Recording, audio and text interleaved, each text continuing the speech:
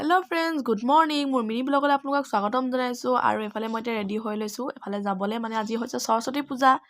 তাকে সকলোৱে ওলাই গৈছে পায় আমিও এতিয়া ওলাইছোঁ বেটি মানুহকো ৰেডি কৰাই লৈছোঁ আজি তাই কাণ ফুটুৱাব লাগিব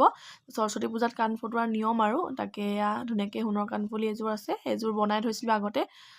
আৰু এইফালে এযোৰ দেখিছেনে লৈ যাওঁ এতিয়া এযোৰ পিন্ধাব পাৰোঁ নোৱাৰোঁ ঠিকনা নাই কি হয় নহ'লে বেলেগ এযোৰে পিন্ধাব লাগিব আৰু এইফালে আমি ওলাই পেলাই আহি গ'লোঁ এয়া দেখিছেনে এয়া বেটি মানুহ মই আৰু মানুহজন এনেকৈ যাওঁ আৰু আজি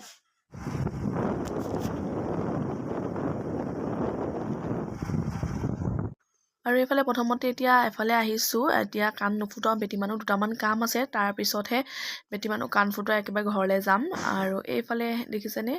ক'ত আহিছোঁ আমি গাড়ী ডিলাৰলৈ তাকে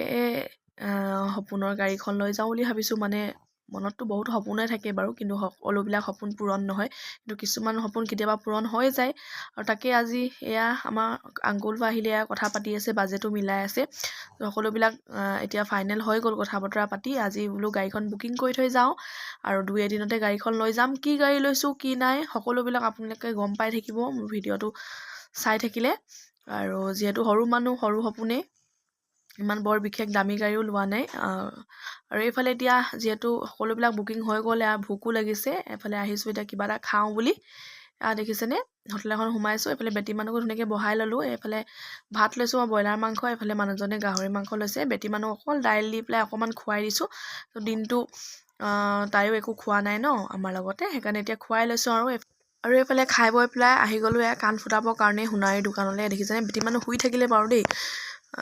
তাকে এতিয়া পটককৈ কাণটো ফুটাই লওঁ মনটো মানে বহুত বেয়াও লাগি আছে ভালো লাগিছে যিহেতু তাই কাণ ফুটাব কান্দিব ন যি হ'লেও অকণমান বেয়া লাগে দিয়কচোন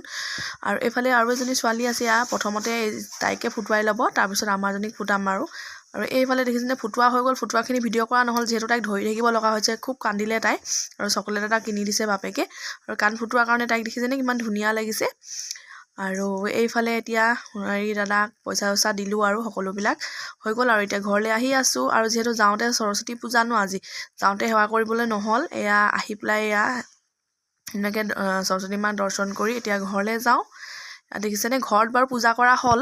আৰু এইফালে জুবিন দা ইয়াতো চাকি এগছি জ্বলাইছে আৰু মোৰ ভিডিঅ'টো ইমানতে সমাপ্ত কৰি দিছোঁ বাই বাই আকৌ অন্য এটা ভিডিঅ'ত লগ পাম